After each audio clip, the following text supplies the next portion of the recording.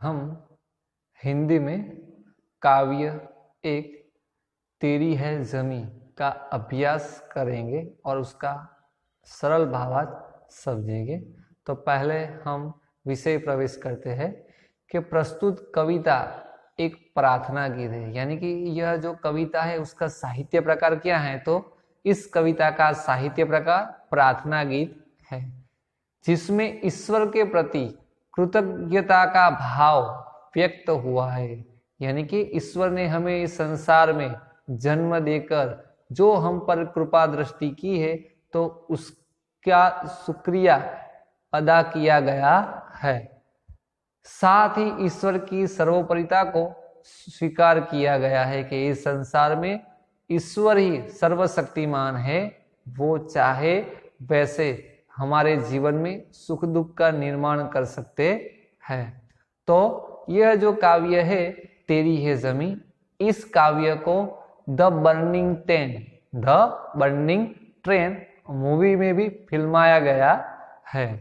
तो हम इसका सरल भावार्थ देखते हैं। तो तेरी है ज़मीं तेरा आसमान, तू बड़ा मेहरबान तू बख्शिश कर, सभी का है तू सभी तेरे, खुदा मेरे तू बख्शिश कर। तो हम इसके पहले शब्दार्थ देखेंगे, फिर उसका भावार्थ। तेरी है ज़मीं, ज़मीं यानी कि पृथ्वी, धरती, वसुंधरा, धरा।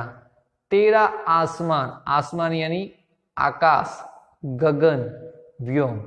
तो तेरी है ज़मीं तेरा आसमान, यानी कि यहाँ पर तेरी ये जो सर्वनाम का उपयोग हुआ है तेरी, तो ये सर्वनाम है ईश्वर के लिए इसका उपयोग हुआ है। यानी कि हे ईश्वर, यह जो ज़मीं, यह जो धरती है वो आपकी है, और यह जो आसमान है वह भी आपका ही है।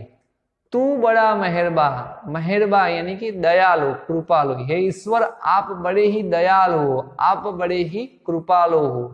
तू बख्शिश कर, यहाँ पे देखो बख्शिश यानी भेंट, लेकिन यहाँ पर इस काव्य में इसका अर्थ हमें लेना है क्षमा करना। तू हमें क्षमा कर, हम जो मनुष्य है उनसे जो कोई त्रुटियां या गलतियां हुई है, तो उसके लिए हे ईश्वर आप हमें क्षमा करें। तो फिर से देखते हैं दोनों लाइन। हे ईश्वर, यह जो धरती है वह आपकी है, और यह जो आसमान है वह भी आपका ही है। आप बड़े ही दयालु हो या आप बड़े ही कृपालु हो, आप हमें हमारी गलतियों के लिए क्षमा करें। सभी का है तू सभी तेरे, खुदा मेरे तू बख्शिश कर। हे ईश्वर, आप हम सभी मनुष्यों के परम पिता है, सभी तेरे यानी कि हम सभी जो मनुष्य है वो आपकी संतानें हैं। खुदा मेरे यानी कि हे ईश्वर तू बख्शिश कर, तुम हमें हमारी गलतियों के लिए क्षमा करो। तो फिर से देखते हैं चारों लाइन का भावार्थ। हे ईश्वर, यह जो ज़मीं यानी कि धरती है वो भी आपकी है, और ऊपर यह जो नीला आसमान दिखाई दे रहा है वह भी आपका ही है। आप बड़े ही दयालु हो, आप बड़े ही कृपालु हो, आप हमें हमारी गलतियों के लिए क्षमा करें। आप हम सभी के परम पिता है और हम सभी आपकी संतानें हैं। तो हे ईश्वर, आप हमें हमारी गलतियों के लिए क्षमा करें। तेरी मर्जी से ए मालिक हम इस दुनिया में आए हैं, तेरी रहमत से हम सब ने ये जिस्म और जान पाए हैं। तू अपनी नजर हम पर रखना, किस हाल में है ये खबर रखना। तो यहाँ पे क्या कहा गया है कि हे ईश्वर, आपकी मर्जी यानी कि इच्छा से ए मालिक यानी कि ईश्वर, यानी कि हे ईश्वर आपकी इच्छा से हम इस दुनिया में आए हैं, यानी कि हम सभी मनुष्यों को जन्म मिला है, हम सभी सृष्टि में जन्म लेकर आए हैं।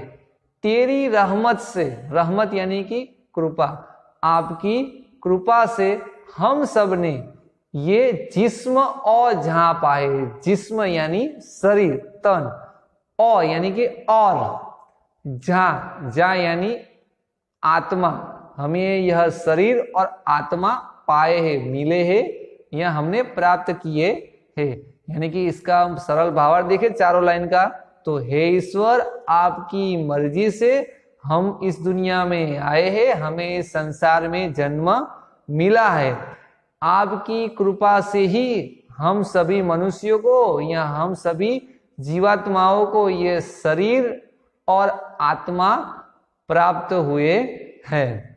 तू अपनी नजर हम पर रखना, किस हाल में है ये खबर रखना। यानी कि हे ईश्वर आप जो अपनी नजर है हम सभी मनुष्यों पर हमेशा बना के रखना कि हम सुख में या दुख में हैं, तो आप उसकी खबर रख सके और हमें हमारे दुखों से दूर कर सके। तो फिर से देखते हैं ये 6 लाइन का भावार्थ कि हे ईश्वर आपकी मर्जी से ही हम सभी मनुष्यों ने इस संसार में जन्म पाया है, हम सभी मनुष्यों ने ये जन्म लिया है। हे ईश्वर आपकी कृपा से ही हम सभी मनुष्यों को ये शरीर और जीव यानी कि आत्मा मिले हुए हैं। आप अपनी नजर, आप अपनी कृपा दृष्टि हम पर हमेशा बनाए रखना कि हम किस हालत में जी रहे हैं। अंतिम 4 लाइनों का हम भावार्थ देखते हैं। तो तू चाहे तो हमें रखे, तू चाहे तो हमें मारे, तेरे आगे झुका के सर खड़े हैं आज हम सारे, ओ सबसे बड़ी ताकत वाले, तू चाहे तो हर आफत टाले। तो प्रस्तुत पंक्तियों में कवि कहना चाहते हैं कि हे ईश्वर तू चाहे तो हमें रखे, तू चाहे तो हमें मारे। यानी कि हे ईश्वर आप चाहो तो हमें जिंदा रख सकते हो और आप चाहे तो हमें मार भी सकते हो। हे ईश्वर आपके सामने हम सभी मनुष्य आज सर यानी कि मस्तक झुकाकर खड़े हैं। हे ईश्वर आप चाहे तो हमें जिंदा रख सकते हो और आप चाहो तो हम सभी मनुष्यों को मार भी सकते हो। आज हम सभी मनुष्य आपके समक्ष, आपके सामने मस्तक झुकाकर, सर झुकाकर खड़े हैं।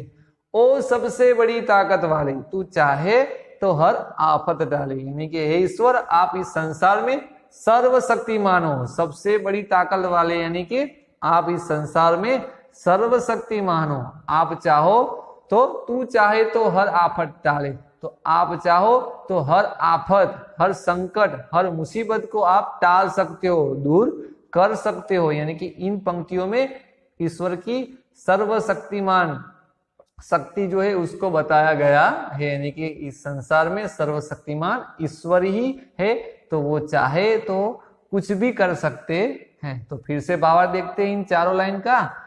हे ईश्वर आप चाहो तो हमें जिंदा रख सकते हो, आप चाहो तो हमें मार भी सकते हो।